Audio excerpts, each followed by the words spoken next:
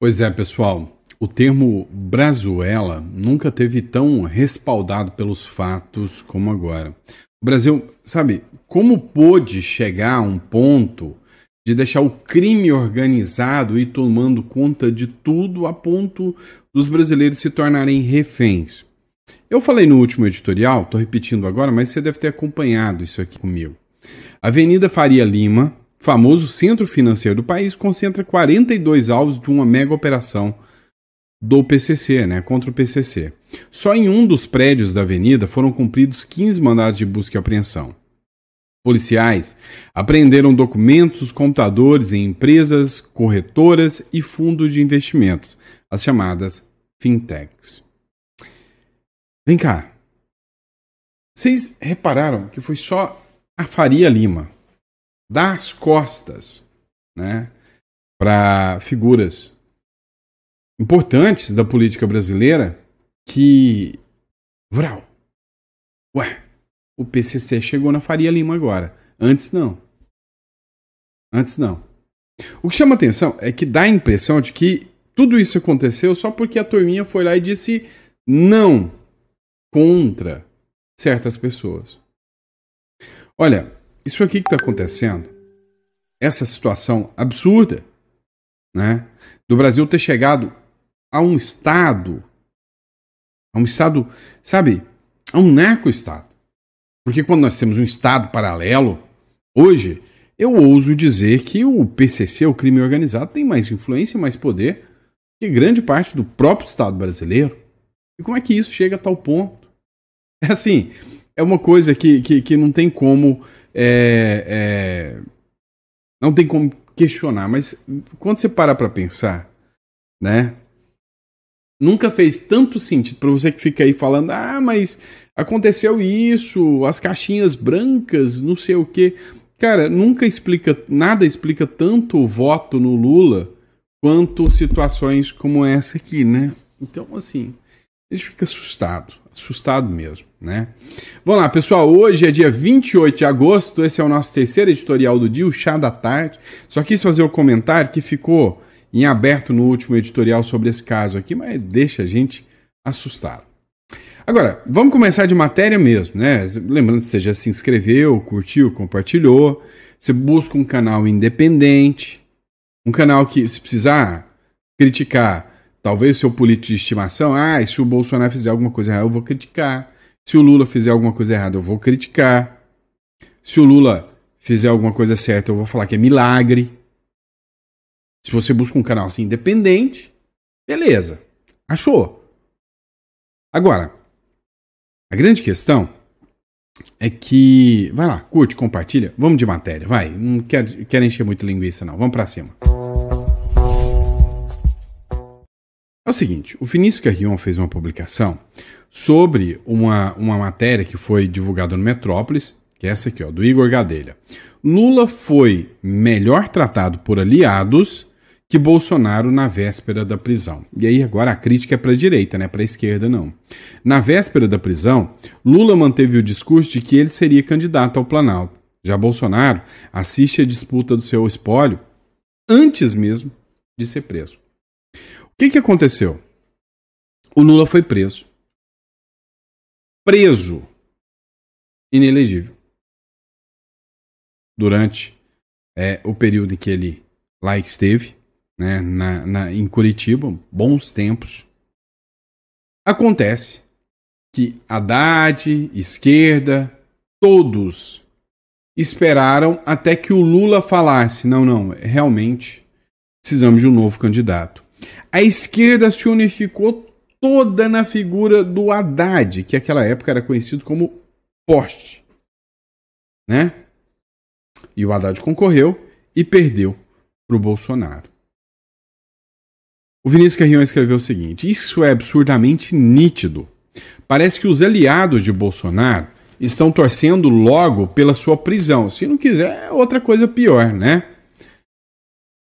Estão torcendo logo pela sua prisão. Assim poderão surfar em paz no eleitorado bolsonarista. Isso lembra muito, muito, muito o teatro das tesouras.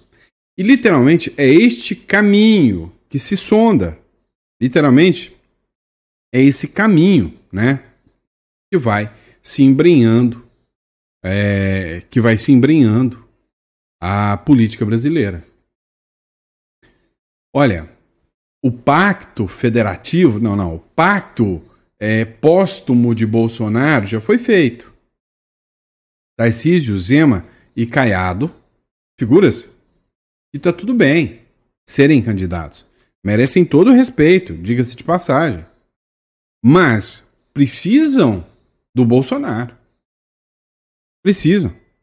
Se essa turma quiser passar o carro na frente dos bois, vão perder muito do público e do eleitorado do Bolsonaro. Pode ter certeza. Eles precisam desse eleitorado. Então, sim, essa matéria condiz muito com a realidade, essa matéria do Igor Gadelha, mesmo que você não goste. Tá? Sim, o Lula foi muito mais bem tratado que o Bolsonaro pelos aliados. E ainda te digo mais. Tem uma fala do 38 que incomoda muita gente. Que fala sobre a reciprocidade, sobre as alianças dentro da esquerda. Né? Dentro da esquerda. Ou seja, a esquerda vai trazendo o outro. A direita quer derrubar o outro. Você vê, o Lula foi preso.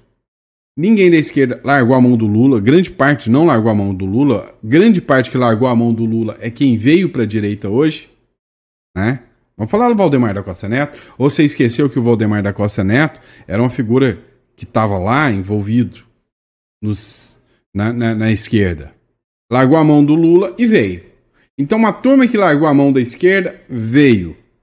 A turma que ficou com o Lula, ficou.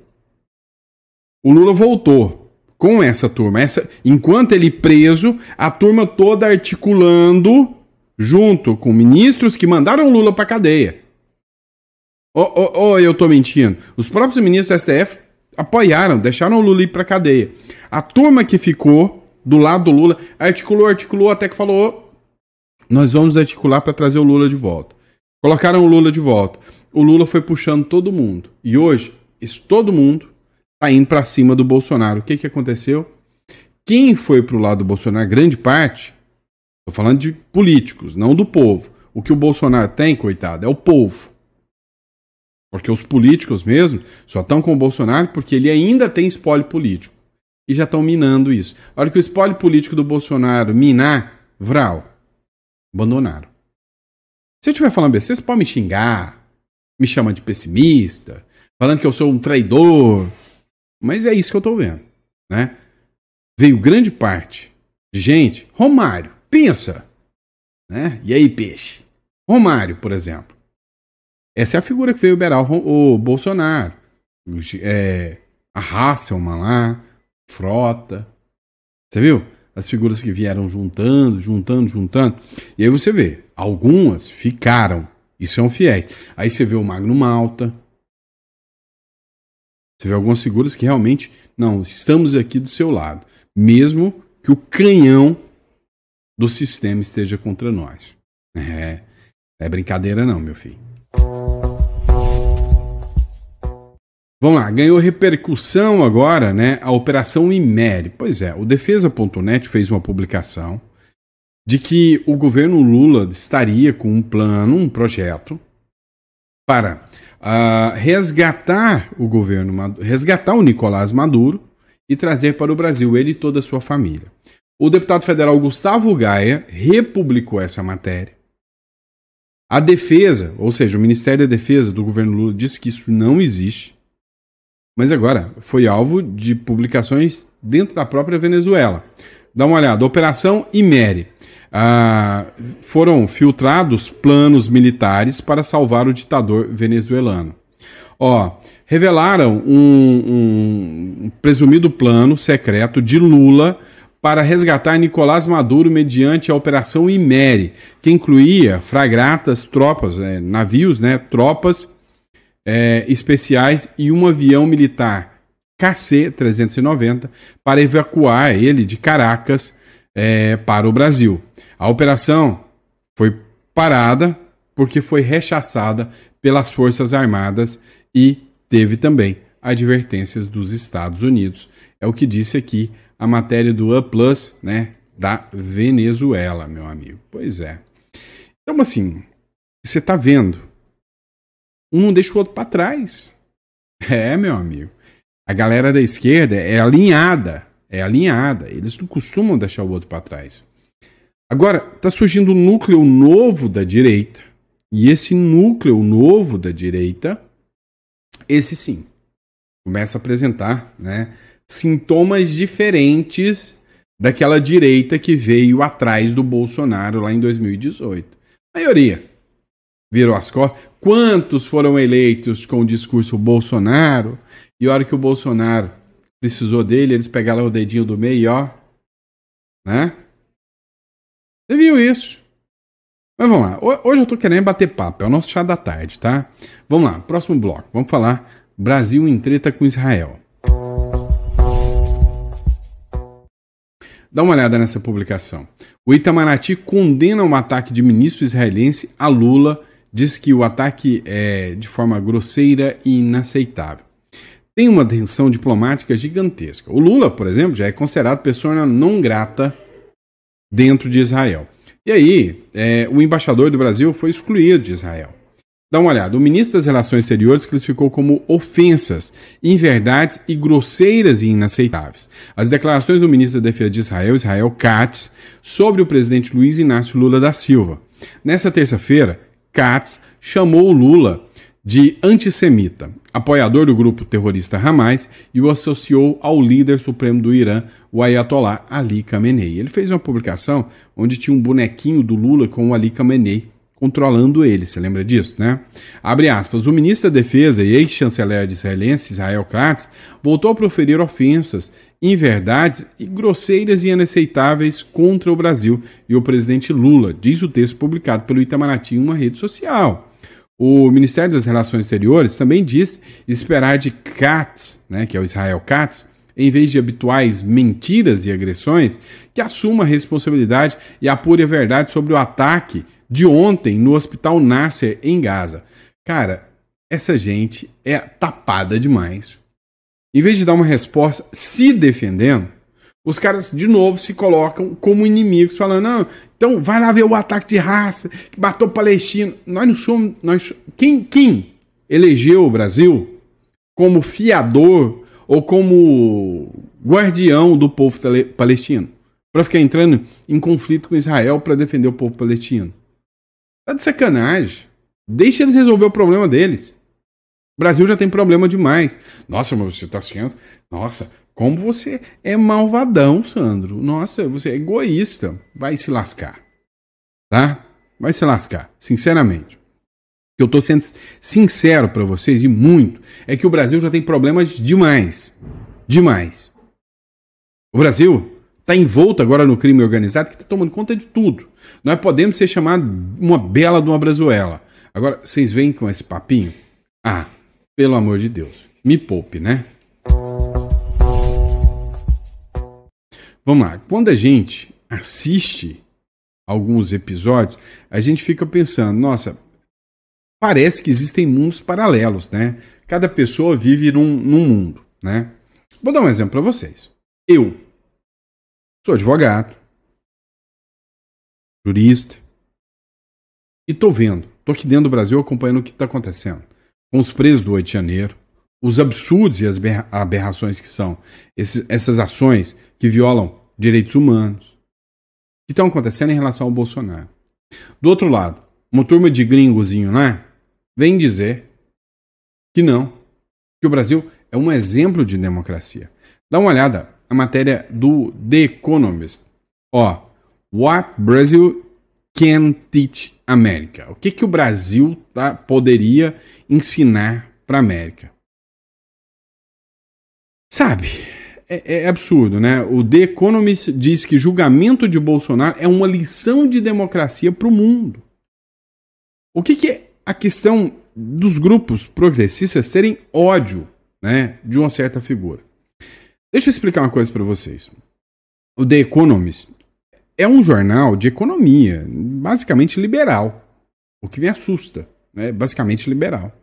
A matéria do The Economist, eu li um trecho dela, diz que o Donald Trump é a maior ameaça, o maior risco, o maior perigo que já existiu para a democracia inteira. e que o Bolsonaro é o Trump dos trópicos e que sim, tem que pegar o Bolsonaro e acabar com ele mesmo, e fazendo isso é dar uma lição de democracia, e que o Lula é um pacificador. Assustem, mas é isso que a matéria fala. O inquérito do golpe. O ex-presidente do Brasil, Jair Bolsonaro, está na capa da revista britânica The Economist dessa semana. A publicação, que chega às bancas nessa quinta, dá destaque ao julgamento do brasileiro, que começa na terça-feira, que vem no dia 2 de setembro ao divulgar a nova edição nas redes sociais. O Brasil oferece uma lição de democracia para uma América que está se tornando mais corrupta, protecionista e autoritária. Autoritarismo é o Donald Trump, na visão deles. Aqui no Brasil está sendo show de democracia.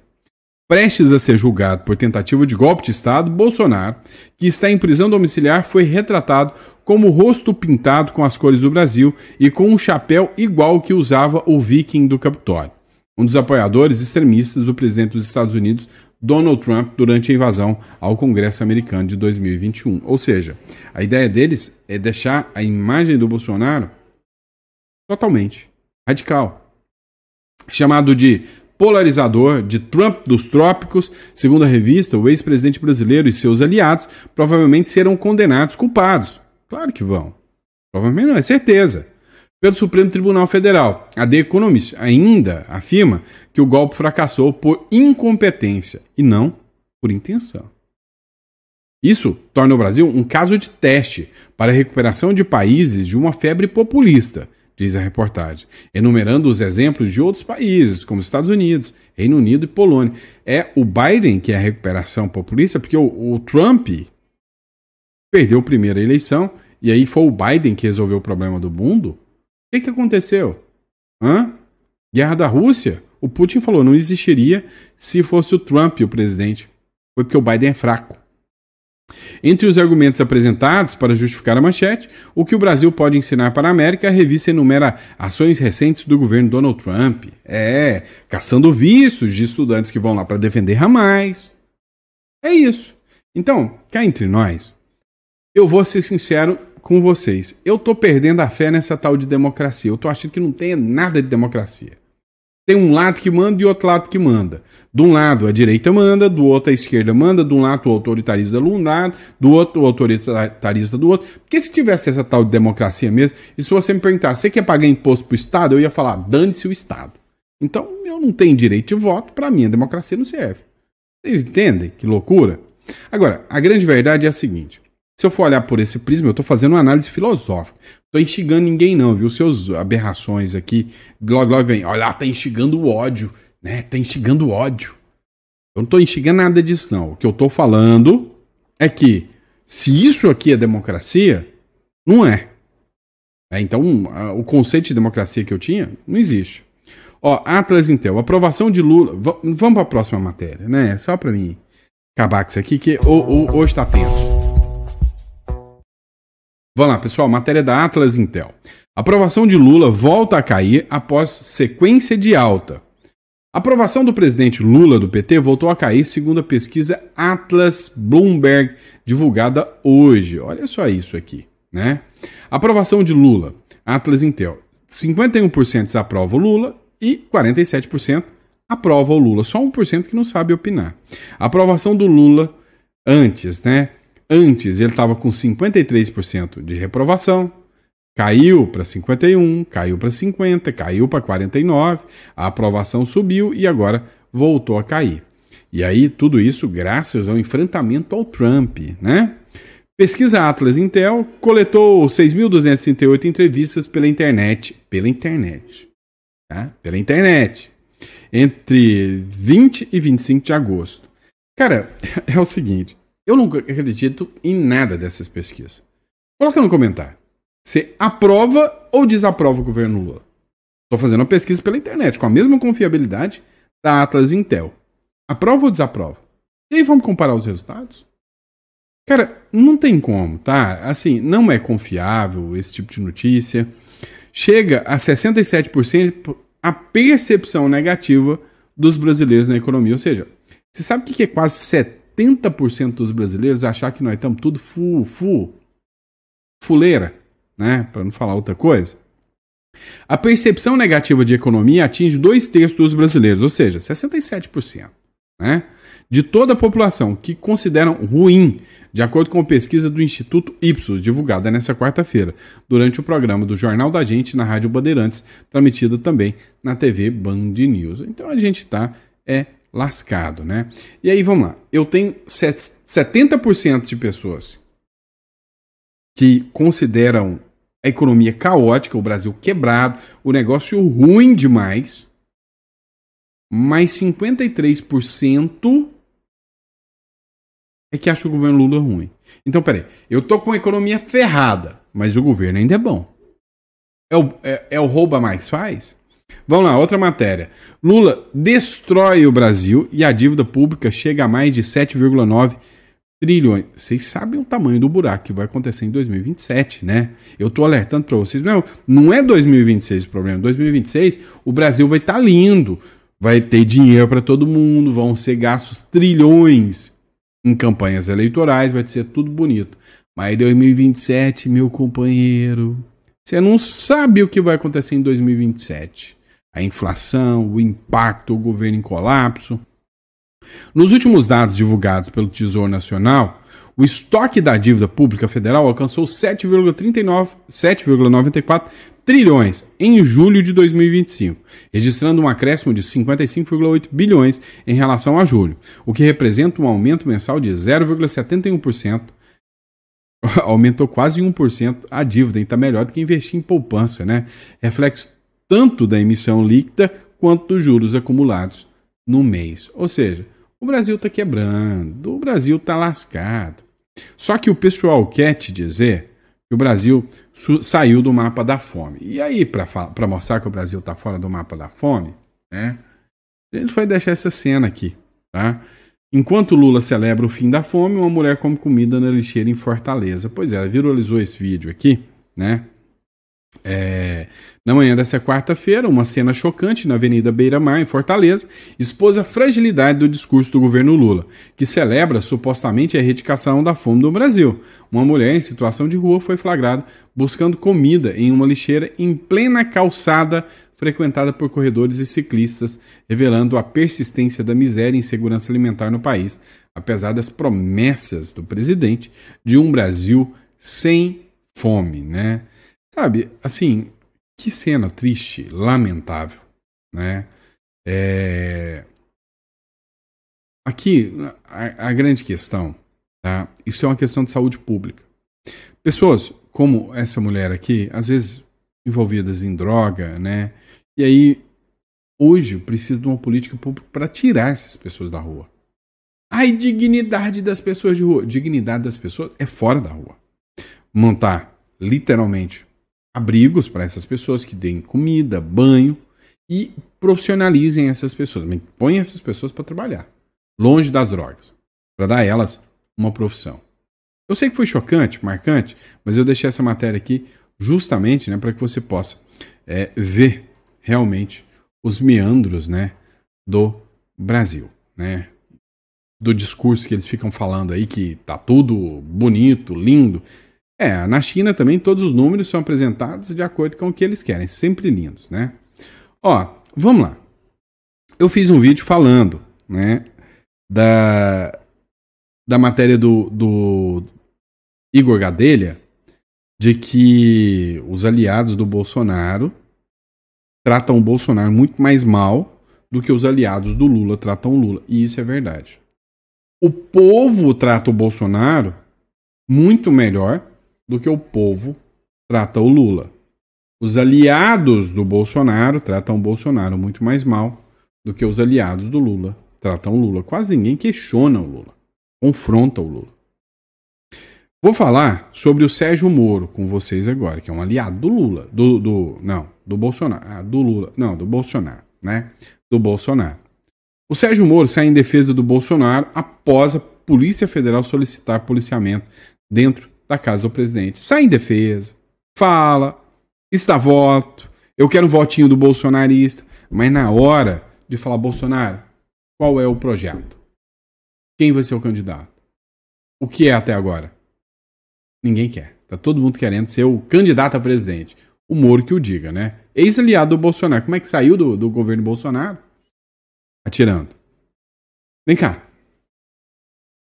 Quantos ministros saíram do governo Lula? Saiu a Daniela lá, saiu aquele das telecomunicações, eu esqueci o nome dele. Saiu o dos direitos humanos. Quem saiu o inimigo do Bolsonaro, do Lula e desse outro? Não, saiu, acabou. Todo mundo sabe que, se eu entrar em atrito aqui, o negócio vai dar ruim. Com o Bolsonaro, cada ministro, olha os irmãos Wertraub, cada um que saiu atirando. Tem coisa errada nessa história, não tem? Nunca vi a Polícia Federal solicitar autorização para que um policial ficasse dentro da casa de alguém em prisão domiciliar. Se isso for autorizado, será mais um excesso. Eu, na verdade, critiquei quando foram impostas essas medidas cautelares ao ex-presidente Bolsonaro. Me parecem absolutamente exageradas. Primeiro a censura e depois prisão domiciliar. O Lula nunca foi submetido a medidas equivalentes. Antes, inclusive, do julgamento, ele dava entrevistas com abundância. E sempre foi muito duro nas suas palavras contra juízes e promotores. E esse tipo de restrições, elas acabam até afetando a credibilidade do processo. Primeiro, não pode proibir alguém de falar, né, se defender perante a opinião pública. E depois, a questão de risco de fuga, me parece que não existe nenhum elemento concreto. Esse pedido do diretor da Polícia Federal de colocar alguém dentro da casa é absolutamente extravagante. O que a gente tem visto, infelizmente, nos últimos meses, tem sido uma escalada cada vez maior disso. E eu tenho reiterado, o país precisa de distensionamento. Eu nunca vi a Polícia Federal solicitar... Eu quero que vocês acordem para uma coisa, tá? Minha opinião.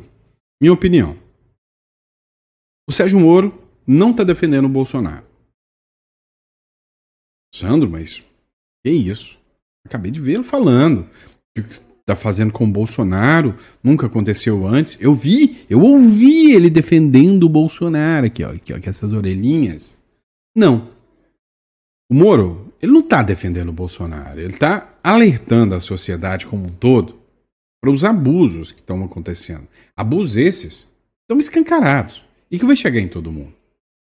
Ele tá mostrando que esses abusos são sem precedentes, que a gente tá assistindo hoje. E hoje, ele tá falando porque é o Bolsonaro. E ele sabe que isso vai chegar nele também. Hoje é o Bolsonaro. Amanhã pode ser qualquer um de nós. Então, assim, basta você não compactuar ideologicamente. Então, o grande problema é que, numa fala dessa como do Moro, muita gente vai já se sentir apto falando, ele é um dos nossos. Esse é um cara de direita dos nossos. Por causa de uma fala, você esquece toda a vida pregressa do cara e fala, não, esse é um dos nossos. Direita boa. Eu nem tenho nada contra o Moro, não. Eu gosto do Moro. Só que, cara, a gente precisa entender, né, a lógica do jogo, tá? A lógica do jogo. O Sérgio Moro não é um aliado do Bolsonaro. Não é. Hoje, o Sérgio Moro só tá falando isso porque ele sabe que ele não tá aliado ao lado do Lula e do STF. Porque amanhã a perseguição ao Bolsonaro acaba, ele vai para o ostracismo. E se o Moro não tiver um pinguinho de combate, não for um pinguinho combatente, ele não se reelege mais. E aí o discurso amanhã vai ser o do Moro. E amanhã o próximo, até a Polícia Federal dentro da casa dele, é o Moro. Então o Moro, ele só está alertando. Ó, essa escalada vai aumentar e vai pegar a gente. Mas ele não tá defendendo o Bolsonaro, não. Tá? Não tá defendendo. Até porque, que eu tô falando, porque a matéria escreveu isso, ó. Sérgio Moro sai em defesa de Bolsonaro após a PF solicitar policiamento dentro da casa do ex-presidente. Não. Ele saiu em defesa da liberdade e contra o abuso a uma pessoa. Não necessariamente ao Bolsonaro. Por quê? Porque ele sabe que o próximo é ele. Mas ele não é uma figura alinhada ao Bolsonaro. Pelo menos a minha opinião. Eu falei besteira, puxão de orelha, tá bom? E é isso, pessoal. Muito obrigado pela confiança, pela credibilidade. Vem cá, você vem assistindo tudo isso. Não, você já sabe o que eu vou falar, tá? Você já é acostumado. Você está assistindo tudo isso. você realmente vai confiar nesse país? Ó, vou pedir para você entrar aqui na descrição, marcar uma consulta com a gente. Olha, o pessoal está desesperado com o Brasil. Para você ter uma noção, o mês de setembro já está com as consultas fechadas, tá? Então, se entrar em contato com a gente, vai conseguir consulta lá no final de setembro, porque todo mundo está com medo do que está rolando no Brasil, tá? Então, entre em contato. Tirar uma cédula, uma residência uruguaia para você ter uma maior proteção. Então, é sempre importante, tá bom? Então, grande abraço a todos vocês. Fiquem com Deus e a gente volta daqui a pouco com o último editorial para vocês, tá bom? Grande abraço.